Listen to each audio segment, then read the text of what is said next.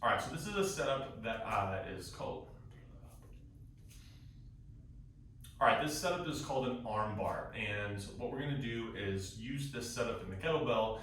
We could also use a dumbbell to train the scapulothoracic joint, which is the joint where our scapula sits on our rib cage and kind of floats around. And then also if the scapula is still and the rib cage is moving around that scapula, those are both ways that the upper back and shoulder work together, but we don't often talk about them specifically that way. It's just kind of expected that those things work well.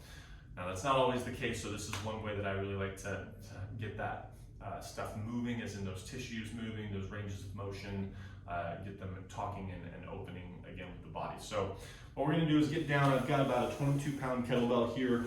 Whatever the weight is, just wanna make sure that it's something you can comfortably have up overhead, or that you feel comfortable supporting maybe from a slightly angled position. Okay, so what I'm gonna do here is I'm actually gonna spin around so that you guys can see this from this side. If I have a kettlebell, I want to use good kettlebell setup technique. So starting on my side, I'm going to roll to my back and bring the bell to my chest, and then I'm going to press the bell up with two hands and then place my other arm out to the side.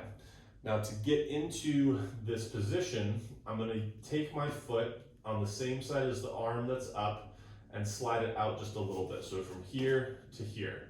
And I'm going to use that foot to start to push me as I push the kettlebell towards the ceiling. So I'm actively driving my arm that way, and I'm going to roll onto my side. Okay, so now I have my arm straight up towards the ceiling. I'm going to take this other hand and bring it to support my head. Now, keeping my eye on the kettlebell, I'm going to do a couple of different things here.